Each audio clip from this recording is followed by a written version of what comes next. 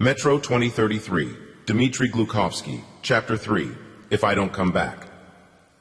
Artyom was sure he would be cross-examined as soon as he got home. His stepfather would shake him down, trying to find out what he spoke about with Hunter. But contrary to his expectations, his stepfather wasn't awaiting him with a rack and Spanish boots, but was snoring peacefully. He hadn't had a chance to sleep in the last 24 hours. Since he'd been on night patrol and slept that day, Artyom was again going to have to work the night shift, this time at the tea factory. Decades of life underground, in the darkness interspersed with patches of dull red light, makes you lose a true sense of day and night. At night, the station's lighting was a little weaker, as it was on the trains of long ago so that people could sleep. But the lights never went out completely except in the case of an accident. Though it had become aggravated by years of living in darkness, human vision was nonetheless comparable with the eyesight of the other creatures that lived in the tunnels and abandoned passages. The division of day and night had probably come about by force of habit, rather than by necessity. Night made sense because the majority of inhabitants at the station were more comfortable with the idea of everyone sleeping at the same time, letting the cattle rest, turning down the lights and imposing restrictions on noise. The inhabitants of the station could find out the time by the 2 station clocks placed over the entrance to the tunnels on either side. These clocks were considered to be as important as strategic objects like the arms store, the water filters, and the electric generator. They were always looked after, and the smallest problems with them were immediately dealt with, and any delinquents attempting to take them down were dealt with very strictly, sometimes sent into exile from the station. Here there was a criminal code, by which the VDNKH judged criminals in swift trials, and it was always being applied to extraordinary situations which were resolved, and then new rules were established. Any actions against strategic objects brought about the most severe punishments. For smoking and the setting of fires on platforms, as well as the careless handling of weapons and explosives, you would be immediately expelled from the station and your property confiscated. These draconian measures can be explained by the fact that several stations had already been burnt to nothing. Fire spread instantly through the small tent cities, devouring everything, and the wild screams of awful pain would echo in the ears of the neighboring stations for months afterwards. Charred bodies stuck to the melted plastic and canvas, and sets of teeth, cracked from the inconceivable heat of the flames, gnashed in the light of the lanterns held by frightened traders who had accidentally come upon this traveler's hell. In order to avoid the repetition of such a grim fate in the rest of the stations, the careless setting of fires became a serious criminal offense. Theft, sabotage, and the deliberate avoidance of labor were also punished with exile. But considering that almost everyone was always visible to each other, and that there were only 200 or so people at the station, these kinds of crimes were rare and usually perpetrated by strangers. Labor was compulsory, and everyone, young and old, had to fulfill a daily quota. The pig farm, the mushroom plantation, the tea factory, the meat packing plant, the fire and engineer services, the weapon shop. Every inhabitant worked in one or two of these places. Men were also required to go on military duty in one of the tunnels once every 48 hours. And when some kind of conflict arose, or some new danger appeared from the depths of the metro, the patrols were strengthened, and they put a reserve force on the pathways, at the ready. Life was so meticulously arranged here, and VDNKH had established such a reputation for it, that there were many wishing to live there. But it was very rare for outsiders to be taken into the settlement. There was a few more hours until his night shift at the tea factory, and Artyom, not knowing what to do with himself, trudged over to see his friend Zhenya, the same one with whom he undertook the head-spinning adventure to the surface. Zhenya was his age, but unlike Artyom, he lived with his own real family, his father, mother, and younger sister. There were only a handful of incidents where a whole family had been saved, and Artyom secretly envied his friend. Of course, he loved his stepfather very much, and respected him even now that the man's nerves had got the better of him. But nonetheless, He knew that Sukhoi wasn't his father, and wasn't his kin altogether, and he never called him Dad. At the beginning, Sukhoi asked Artyom to call him Uncle Sasha, but later regretted it. Years had gone by, and the old tunnel wolf hadn't managed to start a family of his own. He didn't even have a woman who would wait for him to return from expeditions. His heart would beat harder when he saw a mother and child, and he dreamed about the possibility that one day he wouldn't have to go out into the darkness, disappearing from the life of the station for days and weeks, and maybe forever. And then he hoped that he would find a woman who would be prepared to be his wife and to bear him children, which, when they learnt to speak, would not call him Uncle Sasha, but father. Old age and feebleness were getting ever closer, and there was less and less time remaining, and he needed to hurry, but all the same it would be hard to pull off. Task followed task, and he couldn't find anyone to take over his work, no one to trust with his connections and his professional secrets, in order to finally start doing some non-manual work at the station. He had already long considered doing work that was a bit more peaceful, and he even knew that he could fall back on a supervisory role at the station thanks to his authority, his stellar record, and his friendly relations with the administration. But for now, there was no one capable of replacing him, not even on the horizon.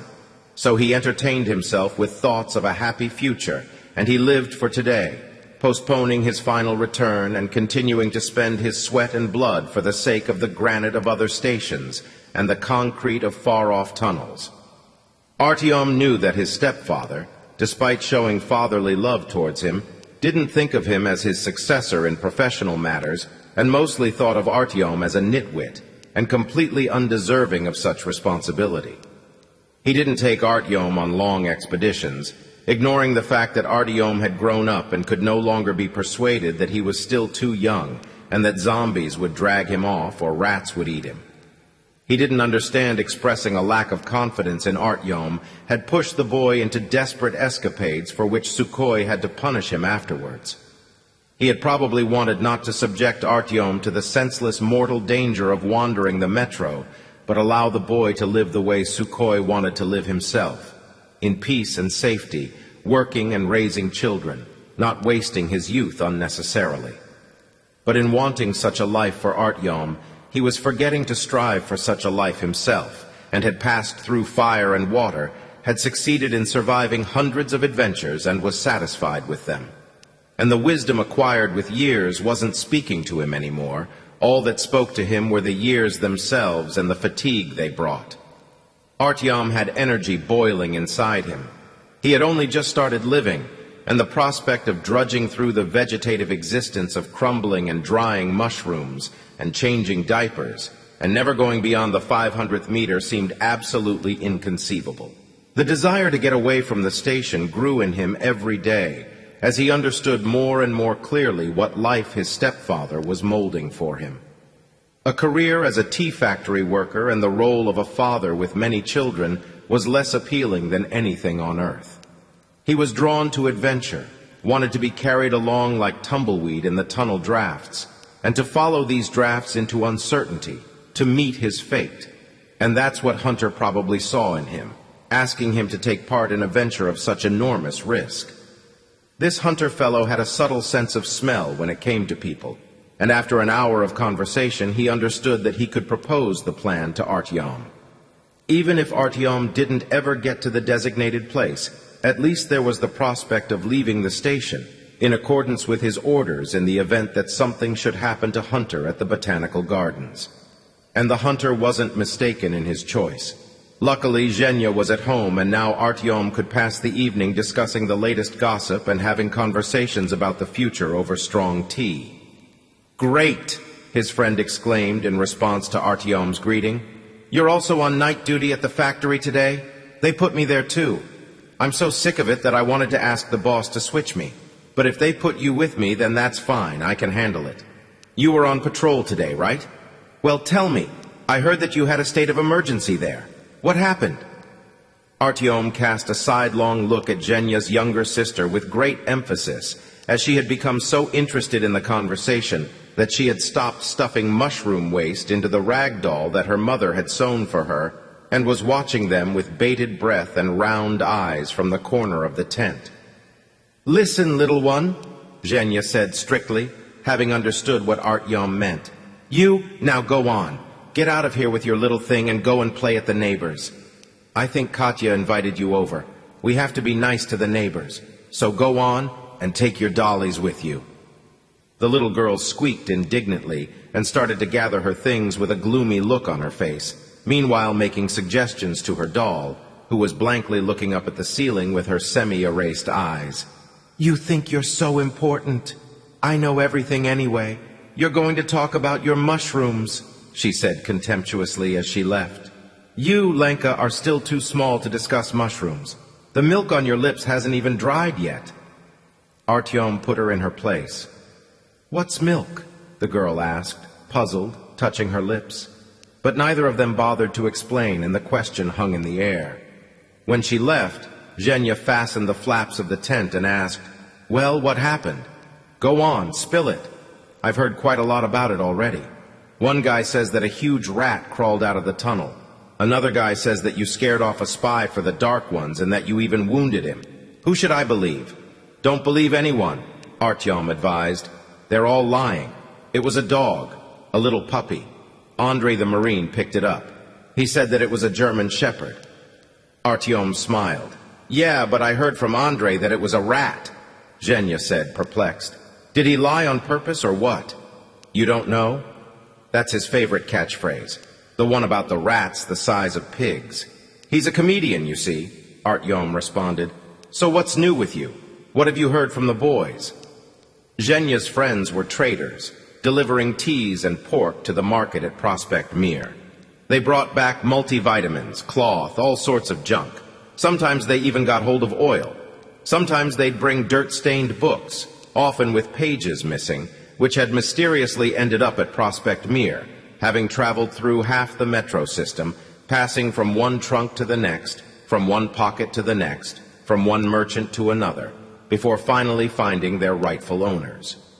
At VDNKH, they were proud of the fact that, despite their distance from the center and the main trade routes, the settlers there were able not just to survive conditions that worsened every day, but to maintain, at least within the station, human culture, which was quickly dying out underground. The administration of the station had strived to give this issue as much attention as possible. It was mandatory to teach children to read, and the station even had its own small library, to which all the books that they managed to acquire at markets were added. The problem was that the traders didn't really choose the books. They just brought what they were given, and they collected it as though it was scrap paper. But the attitude of the people at the station towards books was such that they wouldn't rip even one page out of the silliest pulp fiction. People revered books as though they were relics, as a final reminder of the wonderful world that had sunk into oblivion.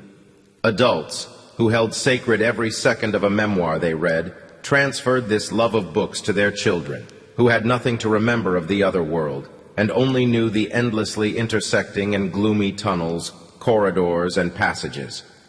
In the metro, there were just a few places where the written word was idolized like this, and the inhabitants of VDNKH considered themselves to be one of the last strongholds of culture, the northernmost post of civilization on the Kaluzhsko-Rizhskoy line. Artyom also read books, and Zhenya did too. Zhenya awaited the return of his friends from the market, and when they arrived, he would rush up to them to ask if they'd brought anything new. And so, books almost always got into Zhenya's hands first, and then they went to the library. Artyom's stepfather brought him books from his expeditions, and they had almost a whole bookshelf of books in their tent. The books lay on the shelf, yellowing and sometimes a little gnawed by mold and rats, sometimes sprinkled with brown specks of blood. They had things that no one else had, at the station and perhaps in the whole metro system: Marquez, Kafka, Borges, Vienne, and some Russian classics. "The guys didn't bring anything this time," said Zhenya. "Leka says that there will be a load of books coming soon from a guy in Polis. He promised to bring a couple here. I'm not talking about books." Artyom waved Zhenya away. "But what have you heard? What's the situation?" "The situation? Nothing, it seems. There are all sorts of rumors, of course, but that's no different than usual. You know yourself that the traders can't survive without their gossip and stories. They'd wither straight away if you didn't feed them a few rumors. But whether you should believe their rubbish is another question. It looks as though all's quiet. If you compare it with the times when the Hansa was at war with the Reds, that is. But wait! He remembered something. On Prospect Mere, they have forbidden the sale of weed. Now, if they find any weed on a trader, they will confiscate it all and will chuck him out of the station and put it on his record, too. If they find any on you a second time, Leica says that they won't let you into Hansa for a few years. And that's death to a trader. Come on. What, they've just forbidden it? What are they thinking? They say that they decided that it's a drug since it affects the way you see things, and that your brain starts to corrode if you take it too often. They're like doing it for health reasons. They should take care of their own health. Why are they worrying about ours all of a sudden? You know what? Zhenya said in a low voice. Leica says that they're putting out all sorts of misinfo about things that are bad for your health. What misinfo? Artyom asked, surprised. Misinformation. Here, listen. Leica once went along the line, past Prospect Mere. He made it to Sukharevskaya. He was doing some dark business, wouldn't even say what it was. And there he met an interesting old guy, a magician. Who? Artyom couldn't hold back and burst out laughing. A magician? At Sukharevskaya? Come on, he's having you on, your Leica. And what, the magician gave him a magic wand? Or a stick that turns into a flower? You're an idiot. Zhenya was offended. You think you know it all? Just because you haven't met a magician doesn't mean there aren't any. Do you believe in the mutants at Filevki? Who needs to believe? They're there, and that's pretty clear. My stepfather told me about them. But I've never heard anything about magicians. Even though I have a lot of respect for Sukhoi, I don't think he knows everything in the whole world either. And maybe he wanted just to scare you. Basically, if you don't want to hear about it, then screw you. Okay, Zhenya, go ahead. It's interesting anyway, even if it sounds like... Artyom grinned. Okay, they were spending the night by the fire. No one, you know, lives permanently at Sukharevskaya. So the traders from other stations stop there because the Hansa authorities see them off from Prospect Mere after lights out. And well, the whole crowd hangs around there. Various charlatans and thieves, they all stick to the traders. And various wanderers rest there too, before heading south. So in the tunnels beyond Sukharevskaya, some kind of ruckus begins. Nobody lives there. Not rats, not mutants. And the people that try to pass through those tunnels mostly disappear. Just disappear without a trace. Beyond Sukharevskaya, the next station is Turgenevskaya. It's next to the Red Line. There was a passage to Chistye Prudy there, but the Reds have named it Kirov again. Some communist was called that they say people were too afraid to live near that station. They walled up the passage, and now Turgenevskaya is there, empty, abandoned. So the tunnel there, from Sukharevskaya to the nearest human settlement, is a long way. And it's there that people disappear. If people go one by one, then they almost certainly don't make it through. But if they go in a caravan of more than 10 people, then they get through. And it's nothing, they say, just a normal tunnel, clean, quiet, empty. And there aren't any side passages, and there doesn't seem to be anywhere to disappear to. Not a soul, not a sound, not a beast to be seen. And then, the next day, someone will hear about it, that it's clean and easy, and they'll spit on the superstition and go into the tunnel alone. And then, peekaboo. Now you see him, now you don't. You were saying something about a magician, Artyom quietly reminded him. I'm getting to the magician. Wait a minute, Zhenya said. So here you have it. People are afraid to go alone through this tunnel to the south. And they look for companions at Sukharevskaya so they can go through together. And if there's not a market day, then there aren't many people, and sometimes they have to wait days and weeks until there are enough people to set off. So, the more people, the safer. Leica says that you sometimes meet really interesting people there. There are plenty of wastrels there too, and you have to know how to differentiate between them. But sometimes you're lucky. So Leica meets this magician there. It's not what you think. not some hottabitch that comes out of a lamp.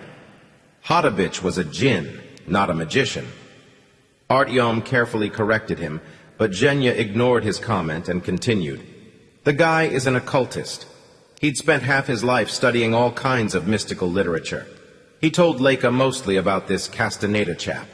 So the guy basically reads a lot and looks into the future, finds missing things and knows about future dangers. He says that he sees spirits. Can you imagine he even... Zhenya paused dramatically. He even goes through the metro without a weapon. I mean completely unarmed. He only has a penknife to cut up food, and he has a plastic staff too. See? So he says that everyone who takes weed and the people who drink it too, they're all madmen. Because it is not what we think it is at all. It's not any kind of real weed, and those mushrooms, they aren't mushrooms either. Such toadstools have never grown in the central region before. Basically, one day I looked in a mushroom book, and it's true there's not a word about the kinds of mushroom we have here. And there's nothing even remotely like them. Those that eat it thinking that it is just a hallucinogen and they can watch cartoons on it are totally mistaken, says this magician. And if you cook these toadstools in a slightly different way, then you can enter a state where it is possible to regulate events in the real world. That's quite a magician you have there. More like a drug addict, Artyom declared with conviction. A lot of people here play around with weed to relax, but, as you know, no one has ever taken it to that degree. The guy is addicted, 100%. And he hasn't got long, I'd say. Listen, Uncle Sasha told me this story. There's some station, I don't remember which, where this old man he didn't know came up to him and starts telling him that he has a powerful extra sense and that he is waging an ongoing war with similar powerful psychics and aliens, only they are malicious. And they are almost defeating him, and he might not be able to fight them any longer, and all his strength was going into the fight. And the station, it was like Sukharevskaya, a kind of half-station where people sit around campfires in the center of the platform, a ways off from the tunnel mouth, so they can get some sleep before they move on. And there, let's say, there were 3 guys that walked past my stepfather and the old man said to him in horror, "You see there, that one in the middle, that is one of the main evil psychics, a disciple of darkness. And on either side of him are aliens. They're helping him. And their leader lives at the deepest point in the metro. And he says basically that they don't want to come up to me because you're sitting with me. They don't want regular people to know about our fight. But they're attacking me with their energy right now, and I'm putting up a shield. And he says, I will continue to fight." You think it's funny, but my stepfather didn't think it was so funny at the time. Imagine, in some godforsaken corner of the metro, who knows what might happen. It sounds like rubbish, I know, but all the same. And there's Uncle Sasha telling himself that this old man is crazy. But then the guy who is walking with the 2 aliens on either side is looking at him meanly, and there's something flashing in his eyes. "What crap," Zhenya said disbelievingly. "Crap it may be, but you well know that you should be prepared for anything at the distant stations." And the old man says to him that soon he, the old man that is, will face the final battle with the evil psychics. And if he loses and his forces are less than theirs, then it's the end for everyone. Before, he says, there were more positive psychics and the battleground was even, but now the negatives had started to conquer and this old man was one of the last standing, maybe even the last one standing. And if he is killed, then the evil ones will win, and that will be it. Checkmate. "We're already at checkmate, in my opinion," Zhenya observed. "Well, let's say not total checkmate. There's still possibilities," Artyom replied. So, in parting, the old man says to him, "My son, give me something to eat, please. I have little strength left, and the final battle is coming nearer, and everyone's future depends on its outcome. Yours, too." You get it? The old man was begging for food. That's your magician, I'd say. Also lost some marbles, I'd say. But for another reason. You're a total fool. You didn't even listen to the ending. And anyway, who told you that the old guy was lying? What was his name, by the way? Did your stepfather tell you? He told me, but I don't remember it exactly. Some kind of funny name. Starts with a chew. Could it be Chum or Chump? Bums often have some kind of funny nickname instead of a real name. And what? What was the name of your magician? He told Leica that they call him Carlos now, because of the similarity. I don't know what he meant, but that's how he explained it. But you should listen to the end of the story. At the end of their conversation, he told Leica that it's best not to go through the northern tunnel, though Leica was preparing to go back the next day. Leica listened to him and didn't go. And he was right. That day, some thugs attacked a caravan in the tunnel between Sukharevskaya and Prospect Mir, even though it had been considered safe. Half of the traitors were killed. The rest barely managed to fight them off. So there. Artyom went quiet and sank into thought. Well, generally speaking, it's impossible to know. Anything can happen. Things like that used to happen, that's what my stepfather said. And he also said that at the most distant stations where people have gone wild and have become primitive, they've forgotten that man is a rational being and the strangest things happen, things that our logical minds wouldn't be able to explain. He didn't go into it, though. And he wasn't even telling it to me. I just overheard by accident. Ha! I'm telling you. Sometimes they describe things that normal people just wouldn't believe. Last time, Leica shared another story with me. Want to hear it? You won't have heard this one from your stepfather, I tell you. A traitor from the Serpukovskaya line told it to Leica. So do you believe in ghosts? Well, every time I talk to you, I start to wonder if I believe in them or not. But then when I'm on my own or with other people, I come back to my senses, Artyom replied, barely managing to hold back a smile. Are you serious? Well, I've read some things, of course. And Uncle Sasha has told me a lot of stories. But if I'm honest, then I don't really believe in all these stories. In general, Zhenya, I don't really understand you. Here at the station, we're living an unending nightmare with these dark ones. Something you don't find in any other part of the metro, I bet. Somewhere in the center of the metro system, there are kids talking about our life here, telling scary stories and asking each other, do you believe the tales about the dark ones or not? And to you, that means nothing. You want to scare yourself with yet more things? Yeah, but don't tell me that you're only interested in things you can see and feel. You don't really think that the world is organized into things you can see and hear? Take a mole, for example. It doesn't see. It's blind from birth. But that doesn't mean that all the things that the mole doesn't see don't actually exist. That's what you're saying. Okay, so what's the story you wanted to tell me about the traitor up at the Serpukovskaya line? About the traitor? Well, somehow Leica met this one guy at the market there. He, I guess, was definitely not from Serpukovskaya. He's from the Ring. He's a citizen of the Hansa, but he lives at Dobryninskaya. Over there, they have a passage to Serpukovskaya. On the line, I don't know if your stepfather told you, but there's no one living beyond the Ring. That is, until the next station, which is Tolskaya, where there's a Hansa patrol. They take measures to protect it. They basically think that since the line is uninhabited, you never know what will crawl out of it. And so they made a buffer zone there. And no one goes beyond Tolskaya. They say that there's nothing to find there. The stations are all empty. The equipment there is broken. And life is impossible. A dead zone. Not an animal, not any kind of vermin. There's not even rats there. Empty. But the traitor had one acquaintance, a wanderer type, who once went beyond Tolskaya. I don't know what he was looking for there. And he told the traitor that things are not so simple on the Serpukovskaya line. And that it's not empty for no reason. He was saying that you can't even imagine what's going on out there. And there's a reason why the Hansa aren't colonizing the area, even though you might think it would be a fine place for a plantation or a pigsty. Zhenya went silent, feeling that Artyom had finally forgotten his robust cynicism and was listening with an open mouth. Then he settled more comfortably on the ground, with an inner feeling of triumph.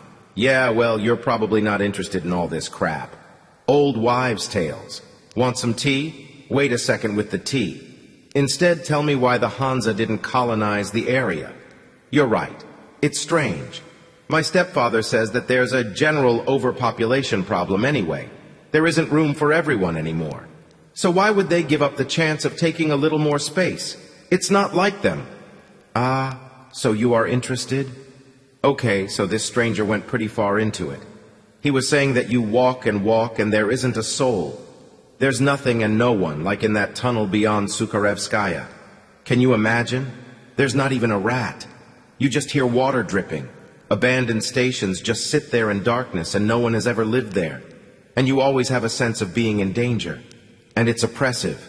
He was walking quickly, and he went through 4 stations in almost half a day. A desperate person, no doubt. I mean, really, to get into a game like that alone. So he gets to Sebastopolskaya. There's a passage to Kakhovskaya. And you know the Kakhovskaya line? There's only 3 stations on it. It's not a line, but an unfinished thought. Sort of like an appendix. And he decides to spend the night at Sebastopolskaya. Having worn out his wits, he's tired.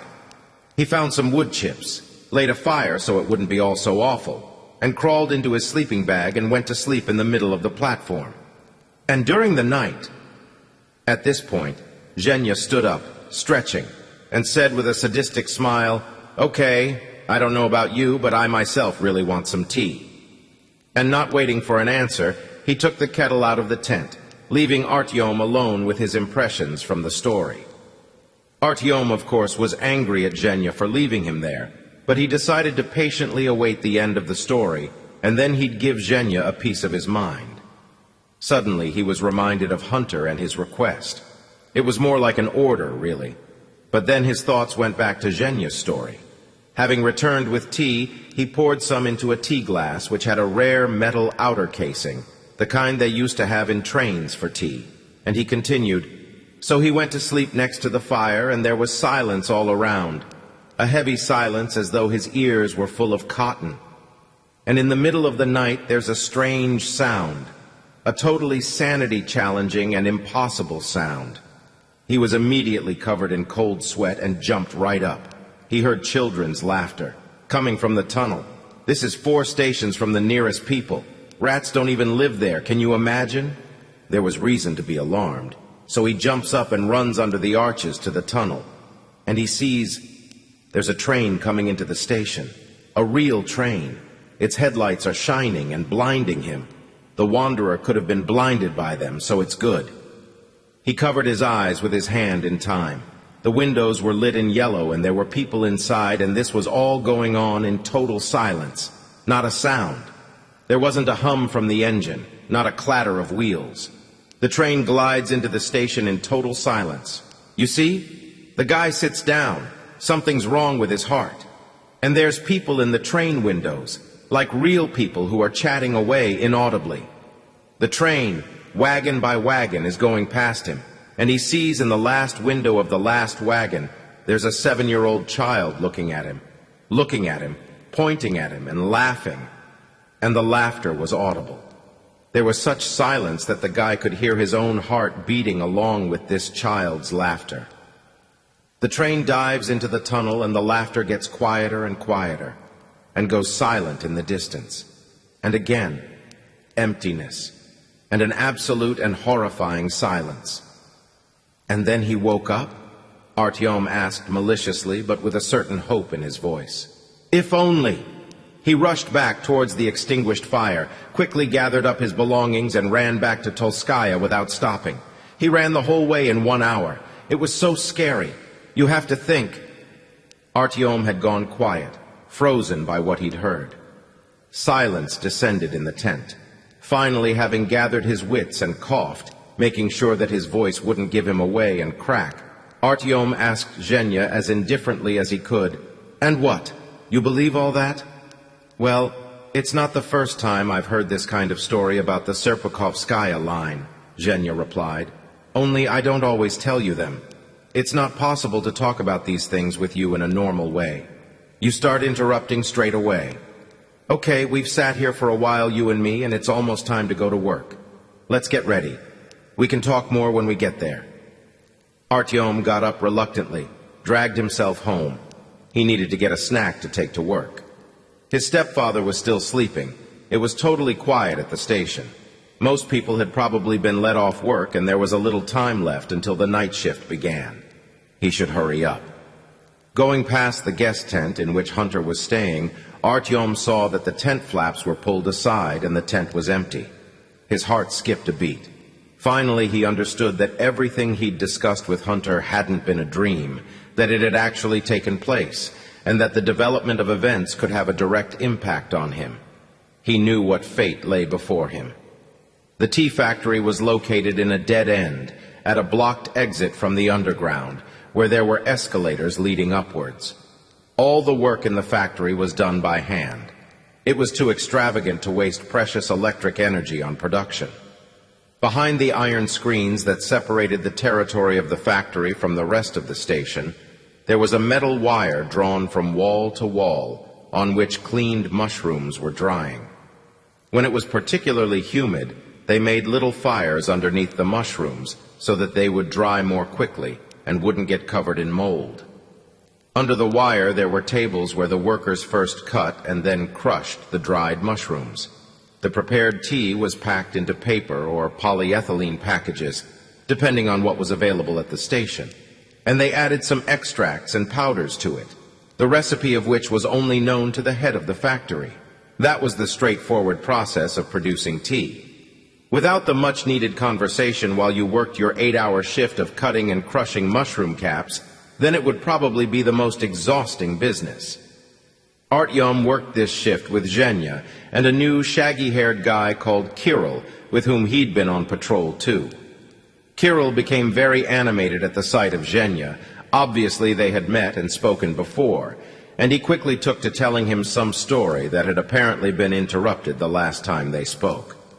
Artyom sat in the middle and wasn't interested enough to listen, so he plunged into his thoughts.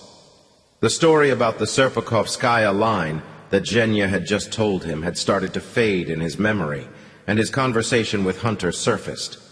What could be done? The orders given to him by Hunter were too serious not to think them over. What if Hunter would not be able to do whatever it was that he intended?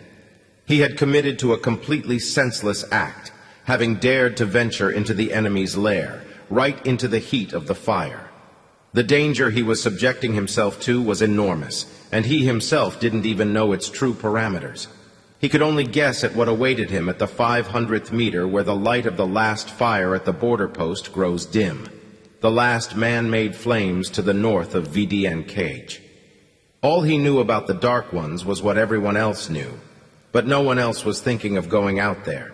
In fact, it wasn't even a known fact that there was a real passageway at the botanical gardens where beasts could enter the metro from above. The likelihood was too great that Hunter wouldn't be able to complete the mission he'd taken upon himself. Obviously, the danger from the north seemed to be so great and was increasing so quickly that any delay was inadmissible. Hunter probably knew something about its nature that he hadn't revealed in his meeting with Sukhoi or his conversation with Artyom.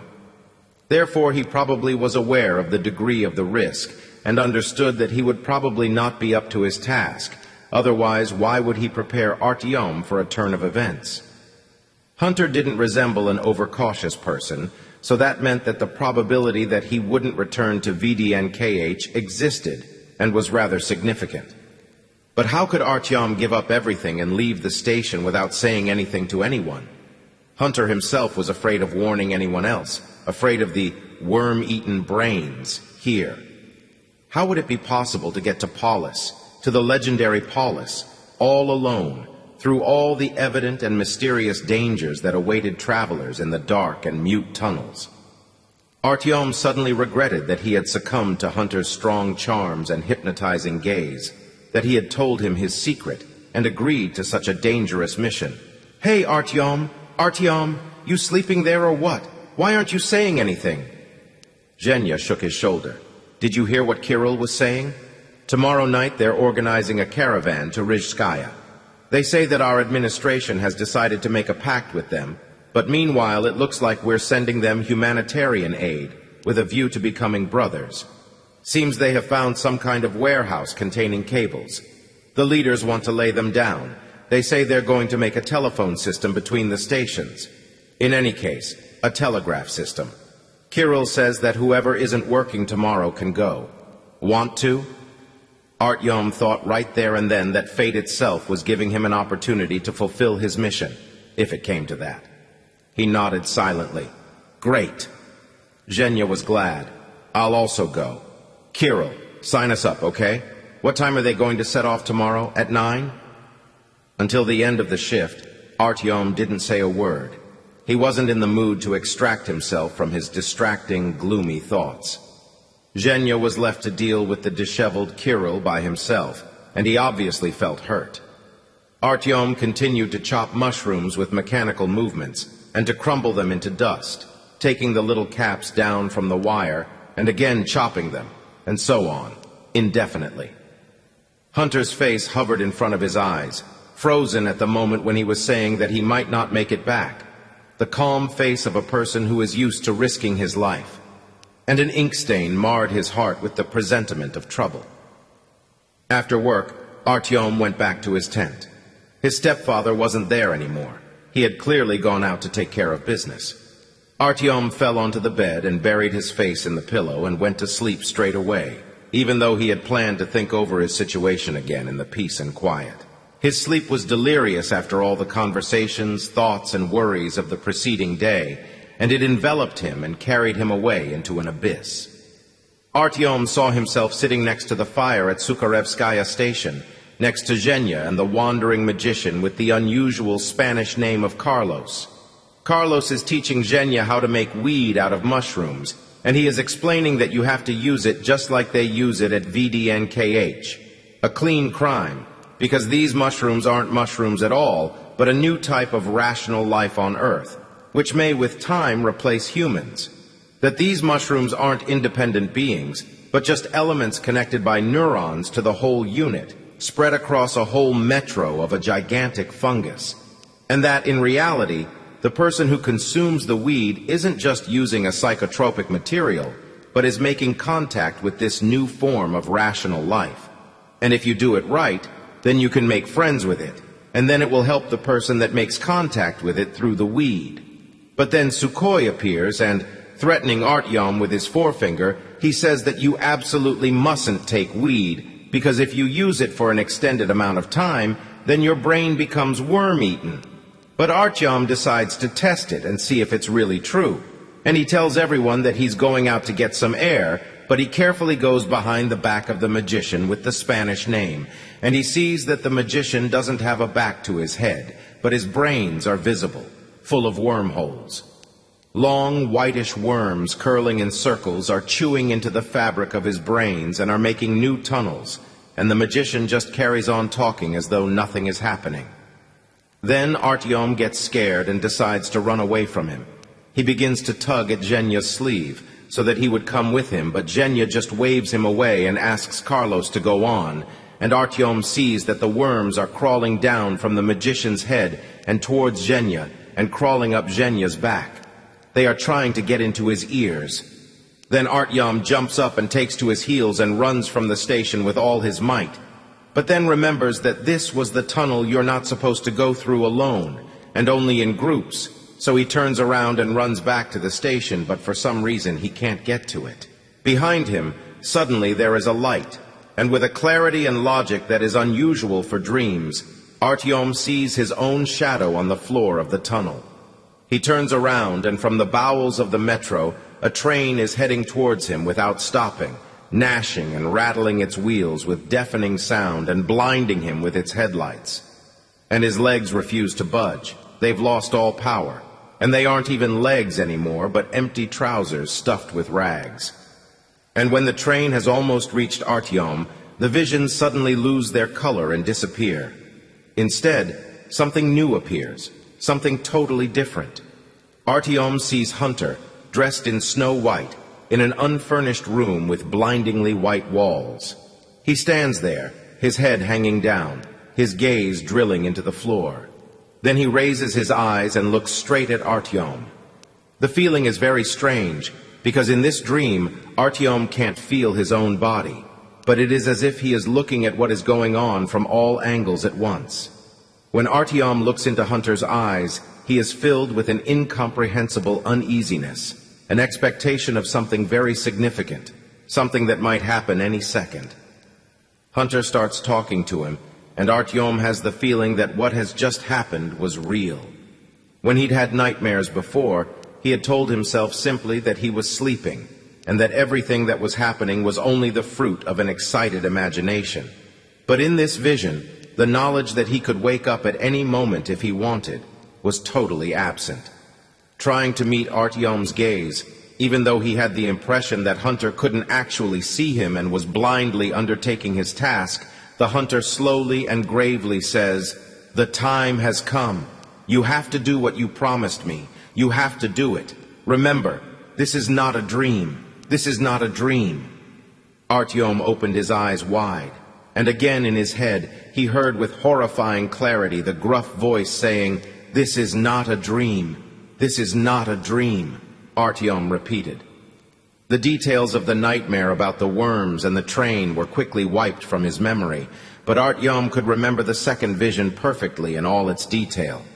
Hunter's strange clothes, the mysterious empty white room, and the words, "You have to do what you promised me." He couldn't get them out of his mind. His stepfather came in and worriedly asked Artyom, "Tell me, did you see Hunter after our meeting together? It's becoming evening already and he has gone missing and his tent is empty. Did he leave? Did he tell you anything yesterday about his plans?" "No, Uncle Sasha. He was just asking about the conditions at the station and about what was going on." Artyom lied conscientiously. "I'm afraid for him, that he's done something silly at his own expense and to our general harm." Sukhoi was clearly upset. He doesn't know who he's been dealing with. What? You're not working today? Me and Zhenya signed up to join the caravan to Rizhskaya today to help them get across, and we'll start unwinding the cable from there, Artyom replied, suddenly realizing that he'd just decided to go. At that thought, something broke inside him. He felt a strange lightening and also some kind of inner emptiness, like someone had taken a tumor out of his chest, which had been burdening his heart and interfering with his breathing. The caravan? You'd do better to sit at home instead of wading through tunnels. I need to go there anyway, to Rizhskaya, but I'm not feeling all that great today. Another time, maybe. Are you going out now? At 9? Well, then we'll get to say goodbye then. Get your things together in the meantime. And he left Artyom alone. Artyom started to throw things into a rucksack, things which might be useful on the road. A small lamp, batteries, mushrooms, a package of tea, and liver and pork sausage, a full machine gun clip which he once filched from someone, a map of the metro, and more batteries. He needed to remember to bring his passport. It would be of no use at Rizhskaya, of course, but beyond that station he'd be detained or put against a wall by the very first patrol of another sovereign station, depending on their politics. And there was the capsule given to him by Hunter, and that was all he needed. He threw the rucksack on his back, and Artyom looked back for the last time at his home and walked out of the tent with resolve. The group that was going with the caravan had gathered on the platform at the entrance to the southern tunnel. On the rails, there was a cart loaded with boxes of meat, mushrooms, and packages of tea. On top of them, there was some kind of clever device put together by local experts, probably some kind of telegraph apparatus.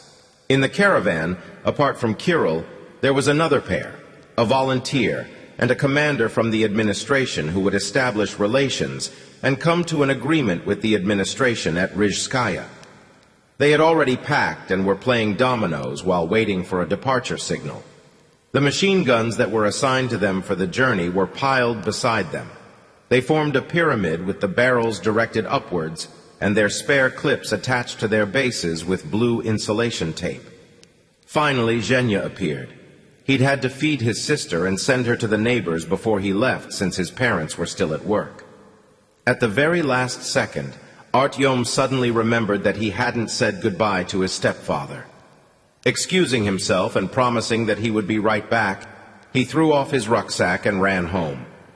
There was no one in the tent, and Artyom ran to the quarters where service personnel often hung around, but it now belonged to the station's administration. Sukhoi was there. He was sitting opposite the duty officer of the station, the elected head of VDNKH, and they were talking about something animatedly. Artyom knocked on the door jamb and quietly coughed. "Greetings, Alexander Nikolaevich.